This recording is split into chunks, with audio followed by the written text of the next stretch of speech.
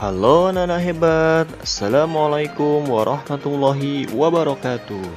Alhamdulillah, hari ini kita berjumpa kembali dalam pembelajaran tematik. Bagaimana kabarnya hari ini? Semoga semua dalam keadaan sehat walafiat ya, amin. Nah baik, pada pagi hari ini kita akan melanjutkan pembelajaran tema kita, yaitu tema 7. Ya baik anak-anak semuanya, sebelumnya mari kita buka dengan mengucapkan basmalah. Bismillahirrohmanirrohim. Baik, hari ini kita akan membahas yaitu muatan PPKN dan juga bahasa Indonesia untuk muatan materi kita hari ini. Nah, ayo kita langsung simak materi kita hari ini. Yuk. Makna sila ketiga Pancasila dan penerapannya sehari-hari. Seorang pemimpin memiliki kewajiban dan tanggung jawab untuk mempersatukan seluruh anggotanya. Nilai persatuan merupakan nilai pokok dalam sila ketiga Pancasila. Sila ketiga Pancasila berbunyi Persatuan Indonesia memiliki makna dan nilai persatuan. Berikut adalah makna dan nilai sila ketiga Pancasila.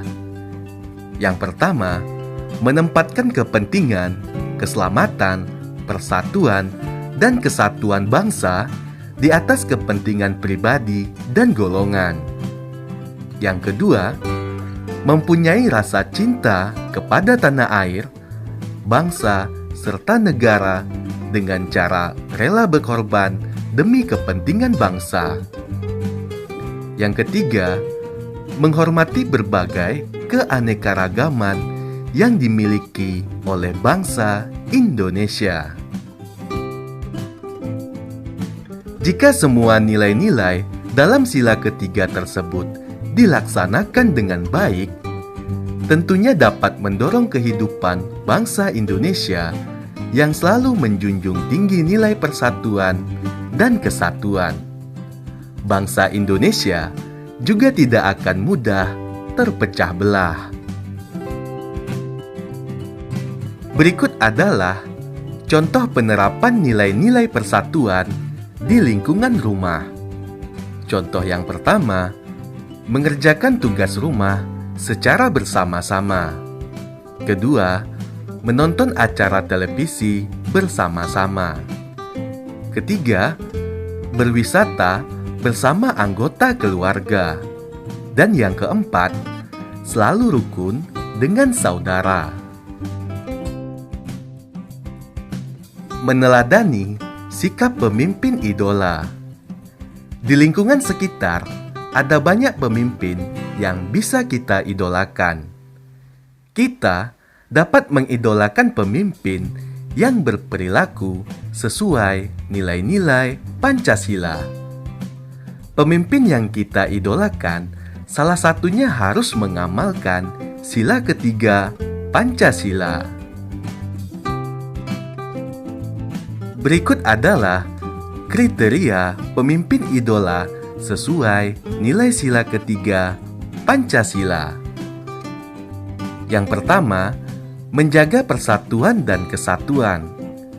Contohnya, ikut dalam kerja bakti, mengikuti kegiatan pawai budaya nasional, menghormati tetangga yang berbeda asal dan budaya. Selanjutnya, cinta tanah air dan bangsa. Contohnya, bertugas di perbatasan negara, berprestasi dalam olimpiade, dan memperingati Hari Pahlawan. Selanjutnya, rela berkorban. Contohnya, memberikan sumbangan untuk korban bencana, menjadi guru di daerah terpencil. Selanjutnya, memberikan pemeriksaan kesehatan gratis. Makna sila keempat Pancasila dan penerapannya sehari-hari.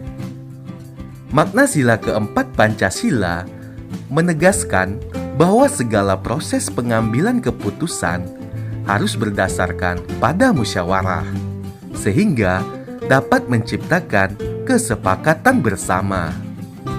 Selain itu, sila ini juga menegaskan bahwa pemerintah Indonesia diselenggarakan oleh rakyat, dari rakyat, dan untuk rakyat. Makna dan nilai yang terkandung dalam Pancasila sila keempat antara lain: yang pertama, setiap warga negara memiliki hak dan kewajiban yang sama. Yang kedua, asas kekeluargaan digunakan untuk melakukan musyawarah mufakat. Ketiga, mengutamakan segala kepentingan bersama. Dan yang keempat, melakukan musyawarah dalam mengambil keputusan yang menyangkut banyak orang. Contoh penerapan nilai-nilai sila keempat dalam kehidupan sehari-hari. Yang pertama, melakukan musyawarah jika ada masalah dalam keluarga. Kedua, membuat keputusan untuk kepentingan bersama. Ketiga, tidak memaksakan kehendak dalam musyawarah. Dan yang keempat, melaksanakan keputusan yang telah dibuat dengan penuh tanggung jawab. Penerapan nilai musyawarah dalam pengambilan keputusan. Musyawarah adalah suatu upaya menyelesaikan permasalahan bersama dalam mengambil keputusan untuk mencari mufakat. Musyawarah dilakukan oleh sebuah kelompok ketika ingin menyatukan pendapat, mengumpulkan ide, atau memiliki suatu hal yang harus diselesaikan bersama-sama. Dalam bermusyawarah, seseorang bebas menyampaikan pendapatnya, walaupun pendapat tersebut berbeda dengan orang lain. Hal ini harus dilakukan agar tidak terjadi kesalahpahaman dan menimbulkan masalah baru. Jika anggota musyawarah belum mencapai kesepakatan, maka dapat mengadakan voting atau pemilihan suara terbanyak. Selanjutnya, tujuan dilaksanakan musyawarah, di antaranya untuk mencapai mufakat, mendapatkan kesepakatan bersama, mengatasi permasalahan yang muncul, serta menciptakan hubungan erat dan damai antar anggota musyawarah. Manfaat musyawarah di antaranya adalah terciptanya kesepakatan bersama, menghasilkan keputusan yang adil, penyatuan pendapat yang berbeda, dan menghasilkan satu keputusan. Makna sila kelima Pancasila dan penerapannya sehari-hari. Sila kelima Pancasila berbunyi keadilan sosial bagi seluruh rakyat Indonesia. Sila ini bermakna bahwa seluruh rakyat Indonesia harus mendapatkan hak yang sama serta memiliki kewajiban yang sama. Dengan begitu, akan tercipta keadilan bagi seluruh rakyat Indonesia. Penerapan sila kelima Pancasila dalam kehidupan sehari-hari adalah sebagai berikut. Yang pertama, menjunjung tinggi prinsip kekeluargaan dan suka bergotong royong. Yang kedua, menjaga keseimbangan antara hak dan kewajiban. Yang ketiga, gemar menolong orang lain dan bekerja keras. Yang keempat, menjauhi sifat boros dan bergaya hidup mewah. Yang kelima, menghargai hasil karya orang lain. Pancasila sebagai pandangan hidup bangsa menjadi petunjuk dalam menjalankan kegiatan dan mengatur kehidupan bernegara dan berbangsa Indonesia. Sebagai pandangan hidup, Pancasila juga berfungsi sebagai pegangan hidup, norma, dan pedoman kehidupan berbangsa dan bermasyarakat. Seorang pemimpin harus mampu memaknai seluruh sila dalam Pancasila, lalu menerapkannya dalam kepemimpinannya.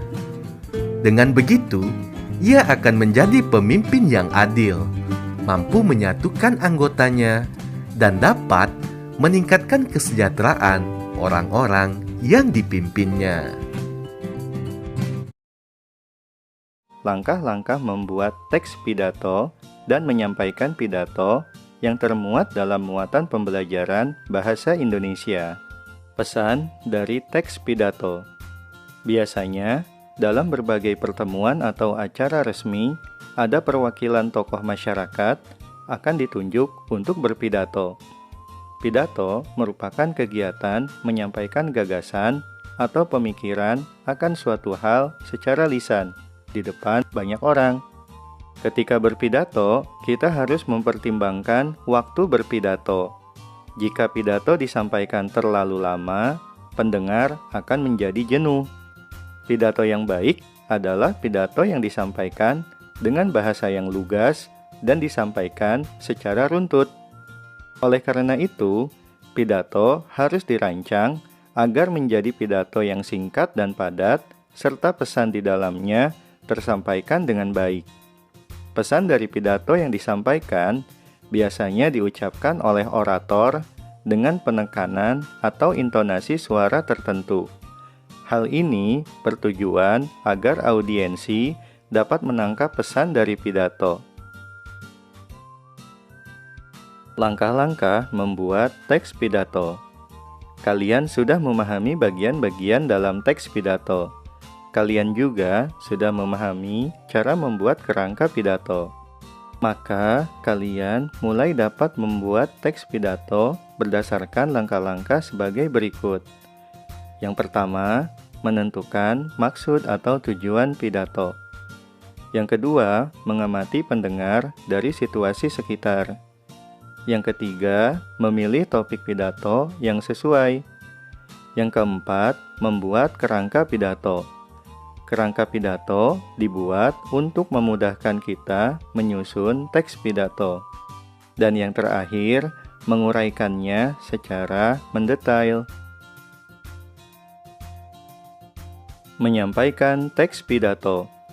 Teks pidato terdiri atas beberapa bagian, yaitu salam pembuka, kalimat pembuka, isi pidato, kalimat penutup, dan salam penutup. Pada bagian pembuka, terdapat salam pembuka dan kalimat pembuka. Bagian isi pidato merupakan inti dari teks pidato yang berisikan topik secara lengkap serta beberapa ajakan, seruan, ataupun kalimat-kalimat penyemangat yang berhubungan dengan topik yang dipaparkan. Isi pidato harus sesuai dengan tema atau topik pembicaraan. Dalam isi, tujuan pidato juga dapat diungkapkan. Setelah mengungkapkan tujuan, pembicara dapat menyampaikan pesan dalam pidatonya kepada pendengar. Pada bagian penutup, terdapat rangkuman dari keseluruhan topik permasalahan yang dibahas. Simpulan dapat diambil sesuai dengan topik yang dipaparkan. Selain itu, berikan salam penutup, ucapan terima kasih, atau penyemangat. Bagian penutup merupakan bagian yang cukup penting, karena tersampaikan atau tidaknya maksud pidato kepada para pendengar dapat dilihat dari respon pendengar setelah bagian penutup pidato disampaikan. Nah, berikut ini merupakan contoh pidato yang dilengkapi dengan bagian-bagiannya, sehingga bisa memudahkan kalian untuk bisa membuat teks pidato. Pada bagian pembuka suatu pidato, kita awali dengan salam pembuka. salam pembuka bisa kita gunakan dengan Assalamualaikum warahmatullahi wabarakatuh.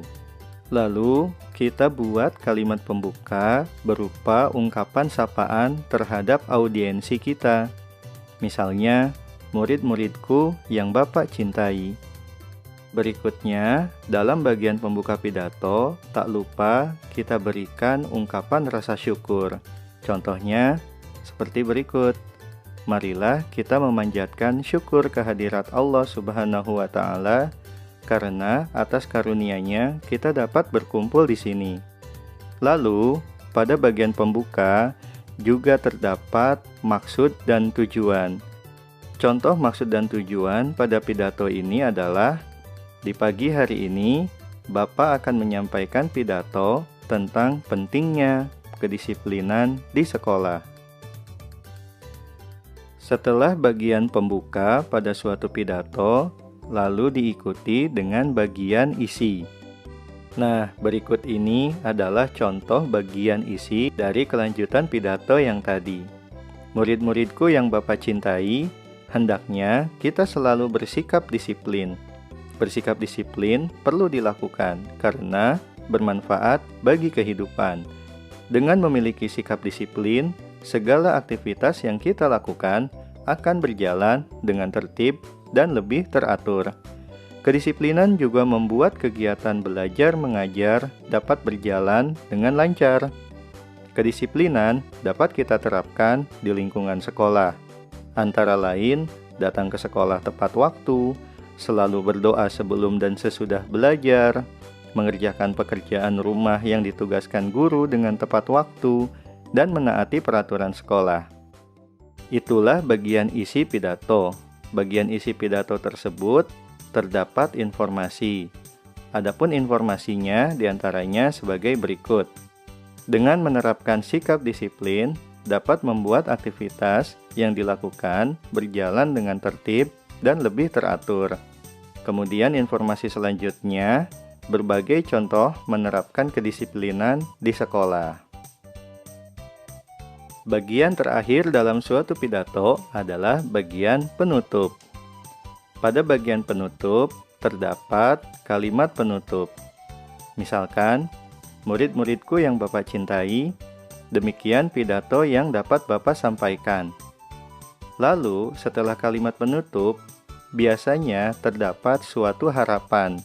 Contohnya adalah, semoga kita semua bisa menerapkan kedisiplinan di dalam diri kita masing-masing agar kehidupan kita semakin baik. Lalu biasanya bagian penutup pidato juga diberikan ungkapan terima kasih. Contohnya seperti berikut. Terima kasih atas perhatiannya. Dan yang paling akhir adalah salam penutup. Salam penutup pada pidato tersebut contohnya adalah wassalamualaikum warahmatullahi wabarakatuh. Nah, anak-anak semuanya, itulah materi kita untuk pembelajaran hari ini. Nah, bagaimana? Semoga mudah ya untuk dipahami. Nah, berikutnya untuk tugas kita hari ini yaitu adalah silakan anak-anak buatlah sebuah naskah pidato, kemudian presentasikanlah dalam bentuk video. Kemudian kirimkanlah hasilnya ke Ustadz melalui WA.